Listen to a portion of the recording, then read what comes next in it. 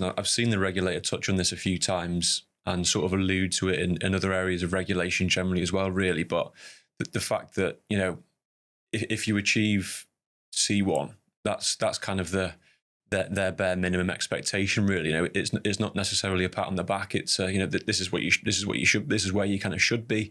Whereas it does feel a little bit like, and I particularly think that organisations that achieve that high grading is a good demonstration, obviously, of sort of high performance against it. But it almost feels like a little bit of a celebration when an organisation gets to that C1, and it's seen as obviously a positive thing. But the regulator sees that as no, this is just bare minimum. You should, in honesty, be doing sort of over and above.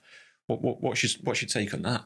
This might be controversial. I don't know. People will have their own views. I kind of agree with the regulator. What the regulator has laid out in standards is that minimum that they expect you to do. I think if you go through those with a fine-tooth comb, there's nothing that I don't think anyone in the street would expect you not to deliver as a housing provider. And I think what gets overlooked is not necessarily the way that the level of detail that's described in the standards, but actually it's about taking those standards, meeting them at a very basic level, but then actually how are you delighting in enhancing your customer experience thereafter? Because any inspection is only a moment in time. By and large, that won't stand up for a customer who's got a complaint, who's unhappy with service failure, because ultimately what they're bothered about is what's happening in that moment. So I agree with the regulator. What we've got is a minimum benchmark that we need to aim for. But I think as time moves on, what we all need to focus on is are we delivering the services in a way that really matter to our customers? And I think that is where